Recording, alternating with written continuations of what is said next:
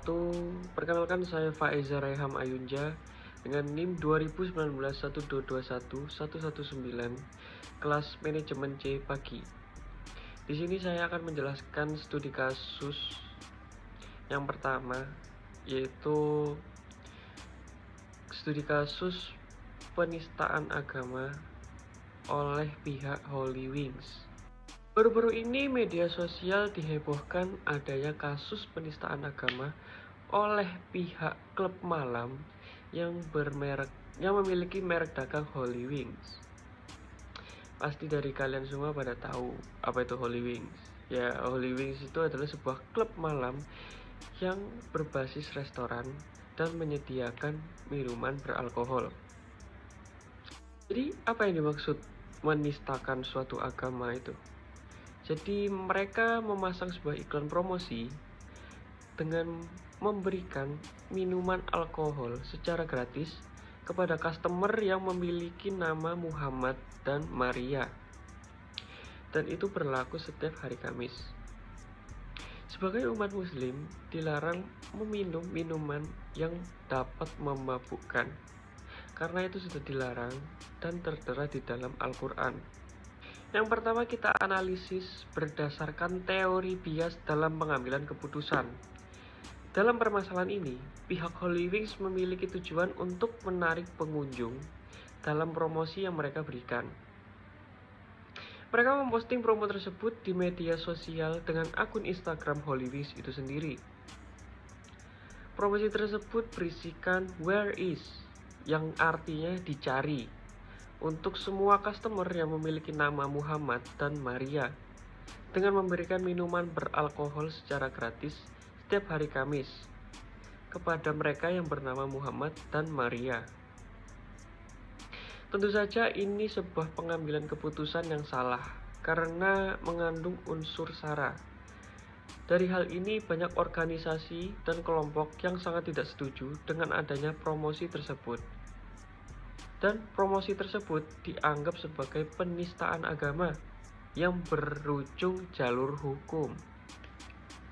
Selanjutnya kita akan menganalisis dengan teknik analisis teori Six Thinking Heads, yaitu 6 topi berpikir.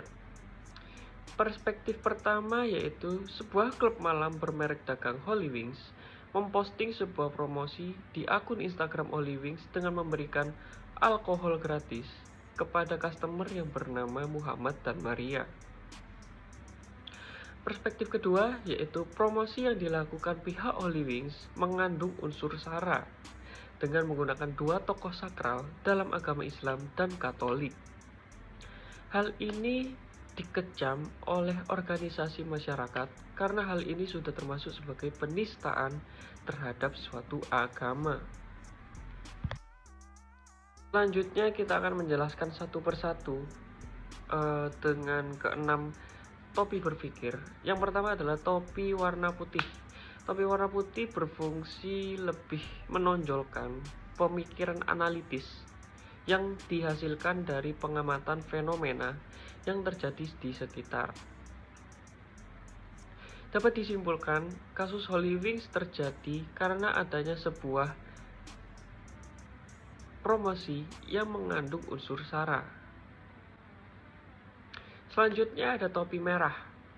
Fungsi topi merah merepresentasikan amarah dan emosi, sehingga topi merah diterkaitkan dengan cara berpikir dengan kondisi emosi yang mendominasi.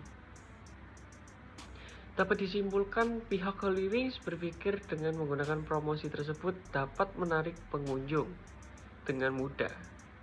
Tetapi pihak Holy Wings tidak sengaja jika konten promosinya itu telah mengandung unsur sara dan menyinggung beberapa organisasi masyarakat.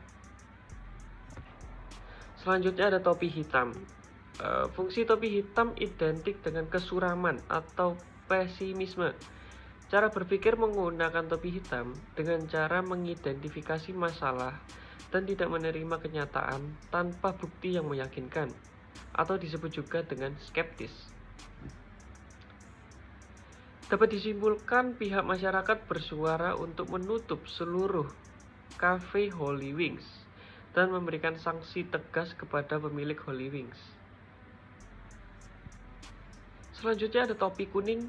Ya, fungsi topi kuning menggambarkan sikap percaya diri dan memiliki pandangan yang positif terhadap suatu permasalahan. Dengan kata lain, penggunaan topi kuning ini bisa diartikan juga selalu mengharapkan hasil yang terbaik. Dapat disimpulkan, pihak Hollywings dan tim Hollywings sebaiknya sebelum mengambil keputusan memikirkan kembali apakah keputusan itu sudah matang dan tidak menyinggung suatu pihak manapun. Selanjutnya ada topi biru. Fungsi topi biru melihat suatu permasalahan dengan gambaran besar dan selalu mengambil keputusan dengan memandang jauh ke depan. Dapat disimpulkan, pihak Hollywings harus mengevaluasi terkait masalah yang terjadi dan menyelesaikan masalah dengan pikiran yang matang. Selanjutnya ada topi hijau. Fungsi topi hijau menghasilkan inovasi-inovasi. Berpikir di luar kebiasaan yang ada tanpa memikirkan standar yang sudah ditetapkan. Dapat disimpulkan, pihak Hollywings harus bangkit dan memikirkan inovasi-inovasi baru tanpa mengandung unsur SARA dalam inovasi tersebut, agar pihak Hollywings memiliki panggung lagi di dunia hiburan ya. Selanjutnya analisis perspektif BATNA dan ZOPA. Ya, BATNA atau Best Alternative to a Negotiate Agreement adalah suatu alternatif terbaik yang dapat dilakukan jika negosiasi mengalami stuck atau kebuntuan. Pihak Hollywings melakukan diskusi untuk mencari solusi agar masalah dapat cepat terselesaikan. Dan Hollywings juga kembali lagi dengan inovasi-inovasi baru tanpa mengandung unsur SARA. Solusi yang tepat adalah Hollywings kembali lagi dengan inovasi terbaru tanpa adanya unsur SARA dan dengan menghilangkan minuman beralkohol untuk sementara waktu. Itu beralasan karena untuk mendapatkan kembali izinnya dan hanya kembali sebagai restoran. Selanjutnya saya akan menjelaskan studi kasus root cause analysis. Yang saya pilih adalah kasus tingginya kecacatan produk. Kecacatan produk atau produk gagal adalah kondisi di mana suatu produk tidak mampu bertahan di pasar.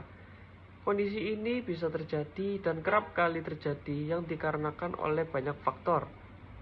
Produk gagal ini memiliki spesifikasi yang tidak sesuai dengan standarnya, sehingga nilai harga dari produk gagal relatif rendah. Faktor penyebab produk gagal. Yang pertama ada keberlangsungan kerja mesin, yaitu mesin atau peralatan dalam kondisi tidak sehat atau sudah waktunya untuk diservis atau diperbaiki. Karena proses kerja mesin jika tidak maksimal akan membuahkan hasil yang buruk atau cacat. Yang kedua ada bahan baku.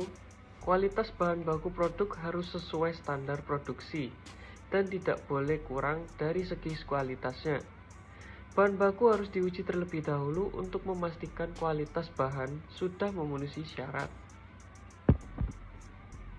Yang ketiga ada tenaga kerja. Tenaga kerja tidak mampu bekerja sesuai dengan peraturan perusahaan dan tidak memenuhi target. Tenaga kerja yang memiliki sifat ceroboh dan tidak teliti saat controlling kualitas produk akan mengakibatkan terjadinya produk cacat.